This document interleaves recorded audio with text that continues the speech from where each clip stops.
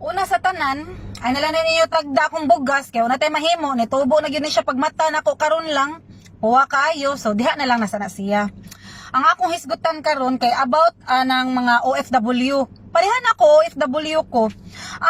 Di masad pagkaingon, no, nga namoy boy or something, but naon tayo, naaba kay, ambot lang, di lang siguro ko well-informed. Kung naaman gani siya, ni-exist man ni siya well, kuwang sa information ang mga tao kay ako active ko sa social media pero wala ko na inform or siguro kuwang lang yun siya, kuwang siya exposure sa mga tao kung na-exist man ganung programa ha. Ang akong pasabot is what if naa ba kay pundo ang gobyerno para sa mga OFW sa guwa nga mawagtangag trabaho for both white and blue collar jobs individual nga naa sa guwa. Kaya ako nabantayan no diri example na lang ako di na lang tamulayo diri sa Dubai.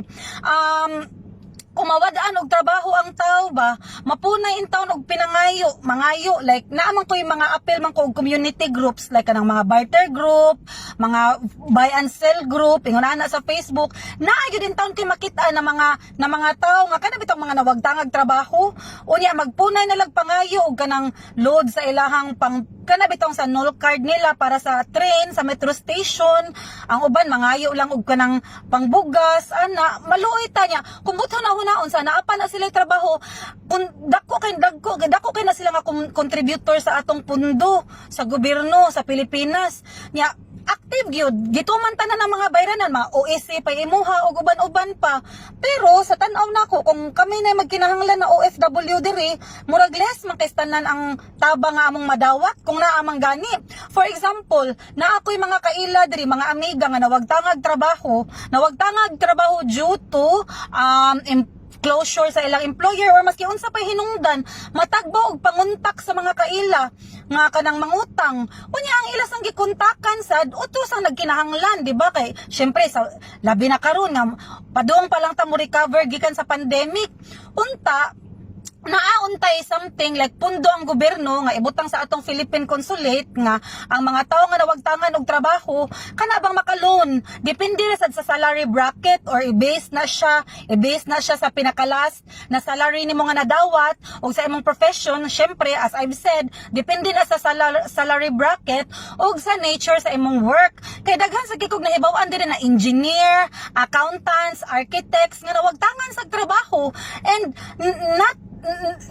not because ingon ana ilang trabaho di sila mahutdag pundo, makahurot jud ka og pundo diri kay ang cost of living diri very high or nakasign na ba sila kontrata sa ilang own na balay karon di man na nimo pwede i-atras diha lang humanon man gyud nimo. So ang resulta magkapriso-priso kay mo bounce ang mga cheque. Ingon ana ba ang akong gibot pasabot nga naa unta may support no kay diri no kanang kung mawagtangan og trabaho ang tao no kabuhion in town wala bay dul-dul diri, wala po'y gabon, wala po'y tuba-tuba. Ang among kabuhi, musaka diri niya, maglisod sa down ni explain sa pharmacy, kung unsa in English anang kabuhi. Binisayon ra ba yun ta nagtambal. But ang ako lang yun taong point, naauntay ka ng murag program ang gobyerno, nga murag makaloon ang mga OFW, nga dili sa kapinatyanon o ganang pangayo. Ang requirements ba, simplified na requirements nga, both ang ang white collar jobs o ang blue collar jobs, sayon ra ang ilang pag-provide, dili nang minatyan na yun, mag-abot kag, bakit na lang kag trabaho, wala pa approval ang imong loan, total bayaran man na, kay naa mo giuban na, moingon mo, uli na lang, dili na mo giuban nga mo refuse og uli, kay mas maayo mi gyud ilang future diri. Ang kono na lang yun nato, mas dako og dinawat ang mga OFW. Maunta na ang akong punto ba. Unya kung dili gud mo bayad kay kabaw bayad ka natong Pinoy, hawd bayad gyud daytag ka ng mga mangita gyud tag loophole ba para di mo bayad.